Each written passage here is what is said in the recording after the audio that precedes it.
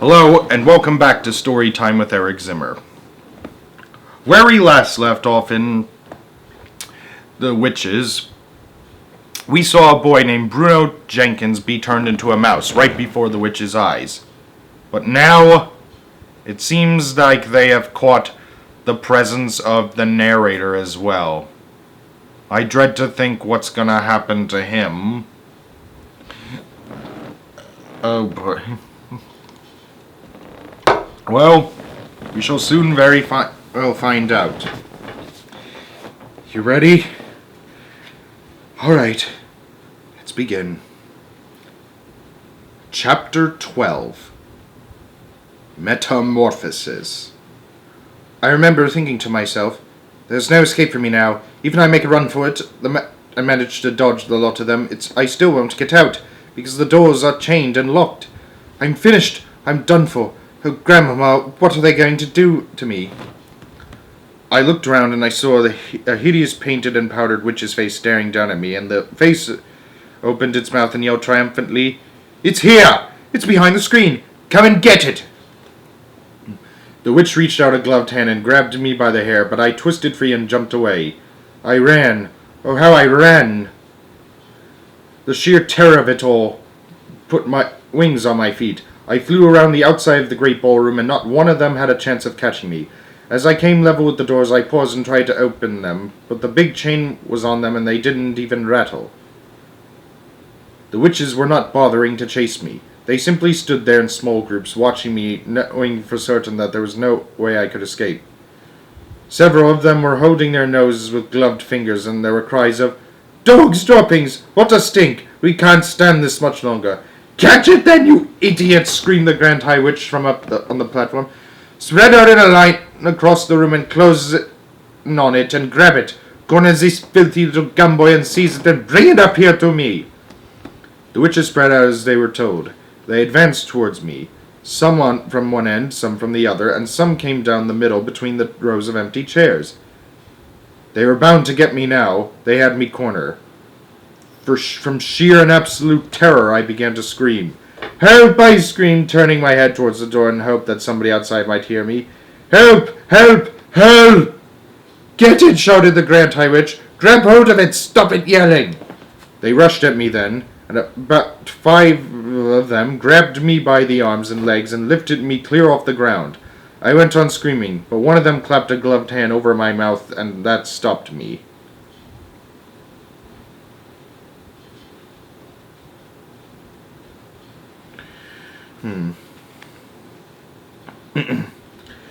"Bring it to me!" shouted the Grand High Witch.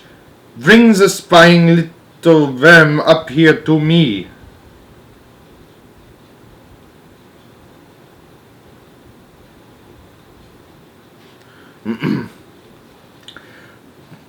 I was carried onto the platform with my arms and legs held tight by many hands, and I lay there suspended in the air, facing the ceiling. I saw the Grand High Witch standing over me, grinning at me in the most horrible way.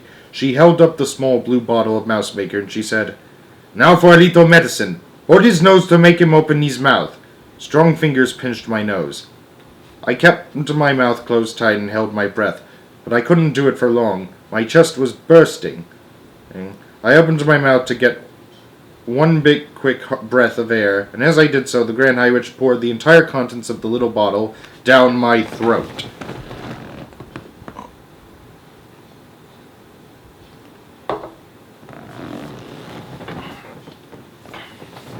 Oh, the pain and the fire! I felt as though a kettle full of boiling water had been poured into my mouth. My throat was going up in flames. Then very quickly, the frightful burning, searing, scorching feeling started spreading down into my chest and into my tummy and on into my arms and legs and all over my body. I screamed and screamed, but once again the gloved hand was clapped over my lips. The next thing I felt was my skin beginning to tighten. How else can I describe it? It was quite literally a tightening and a shrinking of the skin all over my body, and from the top of my head to the tips of my fingers to the ends of my toes. I felt as though I was a balloon, and somebody was twisting the top of the balloon, and twisting, and the balloon was getting smaller and smaller, and the skin was getting tighter and tighter, and soon it was going to burst. Then the squeezing began. This time I was inside a suit of iron. Somebody was turning a screw. With each smaller turn of the screw, the iron suit became smaller and smaller, so that I was squeezed like an orange into a pulpy mess with the juice running out of my sides. After that, there came a fierce prickling sensation all over my skin, or what was left of my skin, as though tiny needles were forcing their way out through the surface of the skin from the inside, and this, I realize now, was the growing of the mouse fur. Far away in the distance I heard the voice of the Grand High Witch yelling, 500 doses! This stinking little carbunco's at 500 doses, and that alarm clock has been smashed, and now we are having instantaneous action. I heard clapping and cheering, and I remember thinking, I am not myself any longer. I have gone clear out of my own skin. I noticed that the floor was only an inch from my nose. I noticed also a pair of little furry front paws resting on the floor. I was able to move those paws. They were mine. At that moment I realized I was not a little boy any longer.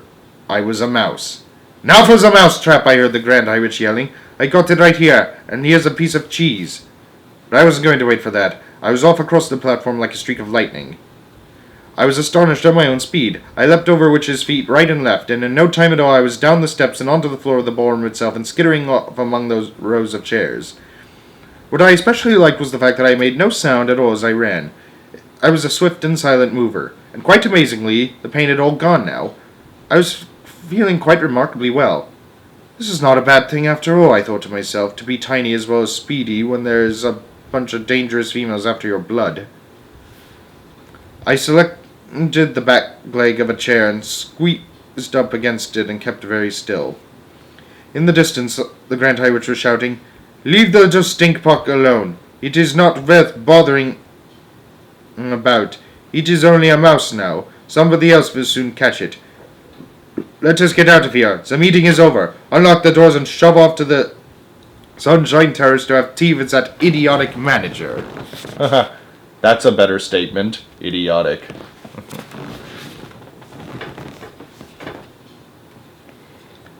Chapter 13. Bruno. I peeped around the leg of the chair and watched the hundreds of witches' feet walking out through the doors of the ballroom. When they had all gone, and the place was absolutely silent, I began to move cautiously about on the floor. Suddenly I remembered Bruno. He must surely be around here somewhere, too. Bruno! I called out. I wasn't seriously expecting that I would be able to speak at all now that I had become a mouse, so I got the shock of my life when I heard my own voice, my own perfectly normal, rather loud voice coming out from out of my tiny mouth. It was wonderful. I was thrilled. I tried again. Bruno Jenkins, where are you? I called out. If you can't hear me, give me a shout.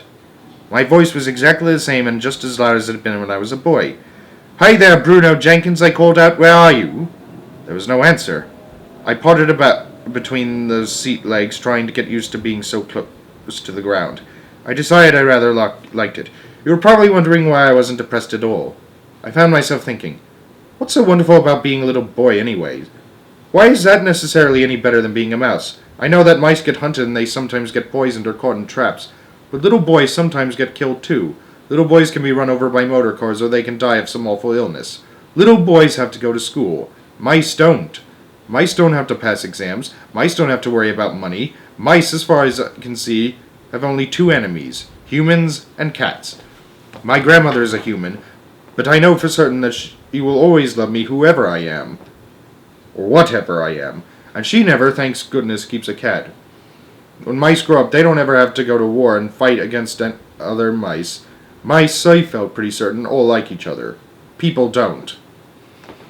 Yes, I told myself, I don't think it is all a bad thing to be a mouse. I was wandering around the ballroom floor thinking about all this when I spotted another mouse. It was crouching on the floor holding a piece of bread in its front paws and nibbling away at it with great gusto. It had to be Bruno. Hello, Bruno, I said. He glanced up at me for about 2 seconds, then went right on guzzling. What have you found? I asked him. One of them dropped it, he answered. It's a fish paste sandwich. Pretty good. He, too, spoke with a perfectly normal voice. One would have expected that a mouse, if it was going to talk at all, would do so with the smallest and squeakiest voice you could imagine. It was terrifically funny to hear the voice of a rather loud-mouthed Bruno coming out of that tiny mouse's throat. "Listen, Bruno," I said. "Now that we are both mice, I think we ought to start thinking a bit about the future." He stopped eating and stared at me with small black eyes. "What do you mean we?" he said. "The fact that you're a mouse has nothing to do with me." "But you're a mouse too, Bruno." "Don't be a fool," he said. "I'm not a mouse." "I'm afraid you are, Bruno." "I most certainly am not," he shouted. "Why are you insulting me? I haven't been rude to you. Why do you call me a moose?" A mouse." "Don't you know what's happened to you?" I said. "What on earth are you talking about?" Bruno said. "I have to inform you," I said, "that not very long ago the witches turned you into a mouse. Then they did it to me." "You're lying," he cried. "I'm not a mouse." "If you hadn't been so busy guzzling at that sandwich," I said, "you would have noticed your hairy paws. Take a look at them." Bruno looked down at his paws. He jumped. "Good grief," he cried. "I am a mouse." "Wait till my father hears about this. He may think it's an improvement," I said. "Ha ha ha ha ha!" Roasted big time. "I don't want to be a mouse," Bruno shouted, jumping up and down. "I refuse to be a mouse. I'm Bruno Jenkins."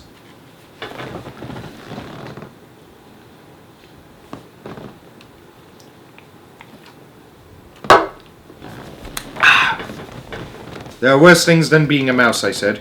"You can live in a hole."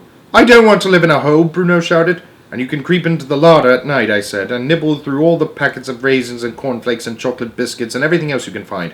You can stay there all night eating yourself silly. That's what mice do." "Now that's a thought," Bruno said, perking up a bit. "But how am I going to open the door of the fridge and get at the cold chicken and all the leftovers? That's something I do every evening at home." "Oh, brother." "Maybe your rich father will get you a special little mouse fridge all to yourself," I said. "One that you can open." "You say a witch did this to me?" Bruno said. "Which witch?" "The one who gave you the chocolate bar in the hotel lobby yesterday," I told him. "Don't you remember?" "Filthy old cow," he shouted. "I'll get her for this. Where is she?" "Who is she?" "Forget it," I said. "You don't have a hope. Your biggest problem at the moment is your parents. How are they going to take this? Will they treat you with sympathy and kindness?" Bruno considered this for a moment. "I think," he said, "that my father is going to be a bit put out." "And your mother?" "She's terrified of mice," Bruno said. "Then you've got a problem, haven't you?" "Why, only me," he said. "What about you?" "My grandmother will understand perfectly," I said. "She knows all about riches." Bruno took another bite of the sandwich. "What do you suggest?" he said. "I suggest we both go first of all and consult my grandmother," I said. "She'll know exactly what to do." I moved towards the doors, which were standing open. Bruno, still grasping part of the sandwich in one paw, followed after me. "When we get out into the corridor," I said, "we're going to run like mad. Stick close to the wall all the way and follow me. Do not talk and do not let anyone see you. Don't forget that just about anyone who catches sight of you will try to kill you." I snatched the sandwich out of his paw and threw it away. "Here goes," I said. "Keep behind me."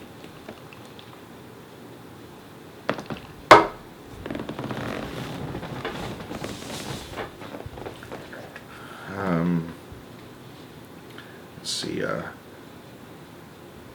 Chapter 14. Hello, Grandmama.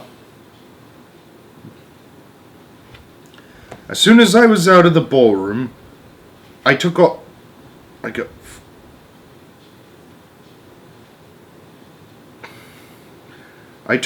a flash. I streaked down the corridor, went through the lounge and the reading room and the library and the drawing room, and came to the stairs. Up the stairs I went, jumping quite easily from one to the other, keeping well in against the wall all the time.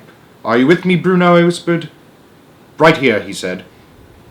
My grandmother's room and my own were on the 5th floor. It was quite a climb, but we made it without meeting a single person on the way because everyone was using the lift. On the 5th floor, I raced along the corridor to the door of my grandmother's room. A pair of her shoes was standing outside the door to be cleaned. Bruno was alongside me. "What do we do now?" he said. Suddenly I caught sight of a chambermaid coming along the corridor towards us. I saw at once that she was the one who had reported me to the manager for keeping white mice. Not, therefore, the sort of person I wanted to meet in my present condition. Quick, I said to Bruno, hide in one of the shoes. I hopped into one shoe and Bruno hopped into the other. I waited for the maid to walk past us. She didn't. When she came to the shoes, she bent down and picked them up. In doing this, she put her hand right inside the one I was hiding in. When one of her fingers touched me, I bit it. It was a silly thing to do, but I did it instinctively, without thinking. The maid let out a scream that must have been heard by ships far out in the English Channel, and she dropped the corridors and ran like the wind down the corridor. My grandmother's door opened. What on earth is going on out here? She said. I darted between her legs into the room, and Bruno followed me. Close the door, Grandma, I cried. Please hurry. She looked down and saw two small brown mice on the carpet. Please close it, I said, and this time she actually saw me talking and recognized my voice. She froze and became absolutely motionless. Every part of her body, her fingers, her hands, and her arms and head became suddenly as stiff as a marble statue. Her face turned even paler than marble, and her eyes were stretched so wide I could see the whites all around them. Then she started to tremble. I thought she was going to faint and fall over. Please close the door quickly, Grandmama, I said. That awful maid might come in. She somehow managed to gather herself together enough to close the door. She leaned against it, staring down at me, white-faced and shaking all over. I saw tears beginning to come out of her eyes and go dribbling down her cheeks. Don't cry, Grandmama, I said. Things could be a lot worse. I did get away from them. I'm still alive. So is Bruno. Very slowly she bent down and picked me up with one hand. Then she picked Bruno up with the other hand and put us both on the table. There was a bowl of bananas in the center of the table, and Bruno jumped straight into it and began tearing away with his teeth at one of the banana skins to get at the fruit inside. My grandmama grasped the arm of the chair to steady herself, but her eyes never left me. Sit down here, Grandmama, I said. She collapsed into her chair. Oh, my darling, she murmured, and now the tears were really streaming down her cheeks. Oh, my poor sweet darling, what have they done to you? I know what they've done, Grandmama, and I know what I am. But the funny thing is that I don't honestly feel especially bad about it. I don't even feel angry. In fact, I feel rather good. I know I'm not a boy any longer, and I never will be again, but I'll be quite all right as long as there's always you to look after me. I was not just trying to console her. I was being absolutely honest about the way I felt. You may think it was odd that I wasn't weeping myself. It was odd. I simply can't explain it. Of course I'll look after you, my grandmother murmured. Who is the other one? That was a boy called Bruno Jenkins, I told her. They got him first. My grandmother took a new long black cigar out of a case in her handbag and put it in her mouth. Then she got out a box of matches. She struck a match, but her fingers were shaking so much that the flame kept missing the cigar. When she got it lit at last, she took a long pull and sucked in the smoke. That seemed to calm her down a bit. Where did it happen? She whispered. Where's the witch now? Is she in the hotel? Grandma, I said, it wasn't just one, it was hundreds. They're all over the place. They're right here in the hotel at this very moment. She leaned forward and stared at me. You don't mean to tell me they're holding the annual meeting right here in the hotel? They've held it, Grandmama. It's finished. I heard it all. And all of them, including the Grand High Witch herself, are downstairs now. They're pretending they're the Royal Society for the Prevention of Cruelty to Children. They're all having tea with the manager. And they caught you? They smelt it out, I said. Dog's droppings, was it? She said, sighing. I'm afraid so, but it wasn't strong. They very nearly didn't smell me because I hadn't had a bath for ages. Children should never have baths, my grandmother said. It's a dangerous habit. There is such a thing as hygiene. I agree, Grandmama. She paused, sucking at her cigar. Do you really mean to tell me they are all downstairs having tea? She said. I'm certain of it, Grandmama. There was another pause. I could see the old glint of excitement slowly coming back into my grandmother's eyes. And all of a sudden, she sat up very straight in her chair and said sharply, Tell me everything right from the beginning, and please hurry. I took a deep breath and began to talk. I told about going into the ballroom and hiding behind the screen to do my mouse training. I told about the notice saying Royal Society for the Prevention of Cruelty to Children. I told her all about the woman coming in and sitting down and about the small woman who appeared on the stage and took off her mask. But when it came to describing what her face looked like underneath the mask, I simply couldn't find the right words. It was horrible, Grandma, I said. It was horrible. It was like something that was going rotten. Go on, my grandmother said. Don't stop. Then I told her about all the others taking off their wigs and their gloves and their shoes, and how I saw before me a sea of bald, plimpy heads, and how the woman's fingers had little claws, and how their feet had no toes.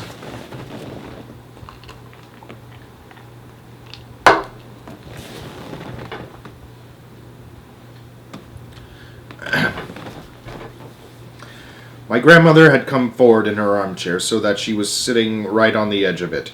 Both her hands were cupped over the gold knob of the stick that she always used when walking, and she was staring at me with eyes as bright as 2 stars. Then I told her how the Grand High Witch had shot out the fiery white-hot sparks, and how he had turned one of the other witches into a puff of smoke. "I've heard about that," my grandmother cried out excitedly, "but I never quite believed it. You are the first non-witch ever to see it happening. It is the Grand High Witch's most famous punishment.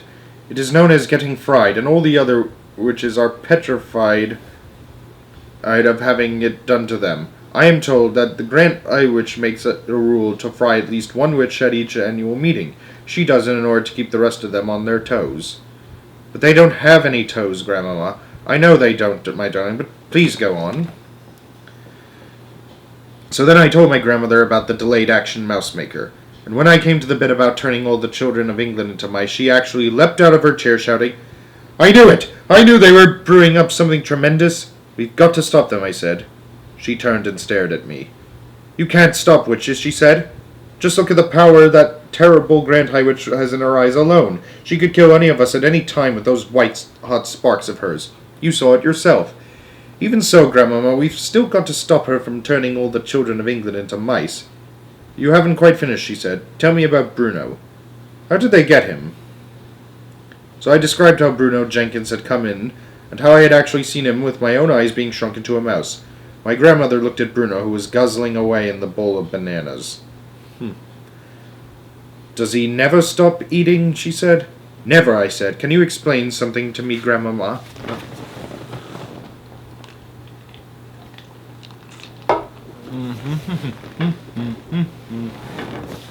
"I'll try," she said. She reached down and lifted me off the table, and put me on her lap. Very gently she began stroking the soft fur along my back. It felt nice. "What is it you want to ask me, my darling?" she said. "The thing I don't understand," I said, "is how Bruno and I are still able to talk and think just as we did before." "It's quite simple," my grandmother said. "All they've done is shrink you and give you 4 legs and a furry coat. But they haven't been able to change you into 100% mouse. You are still yourself in everything except your appearance. You still got your own mind and your own brain and your own voice, and thank goodness for that. So I'm not really an ordinary mouse at all," I said. "I am a sort of mouse person." "Quite right," she said. "You are a human in a mouse's clothing. You are very special." We sat there in silence for a few moments while my grandmother went on stroking me very gently with one finger and puffing her cigar with the other hand. The only sound in the room was made by Bruno as he attacked the bananas in the bowl. But I was doing nothing as I lay there on her lap. I was thinking like mad. My brain was whizzing as it had never whizzed before. "Grandma," I said, "I may have a bit of an idea." "Yes, my darling, what is it?" "The Grand High Witch told them her room was number 454. "Right?" "Right," she said. "Well, my room is number 554. Mine, 554, is on the 5th floor, so hers, 454, will be on the 4th floor." "That is correct," my grandmother said. "Then don't you think it's possible that room 454 is directly underneath room 554? "That's more than likely," she said. "These modern hotels are all built like boxes of bricks. But what if it is?" "Would you please take me out onto my balcony so I can look down?" I said. All the private rooms of the Hotel Magnificent had small private balconies. My grandmother carried me through into my own bedroom and out onto my balcony. We both peered down to the balcony immediately below. Now, if that is her room, I said, and I bet I could climb down there somehow and get in.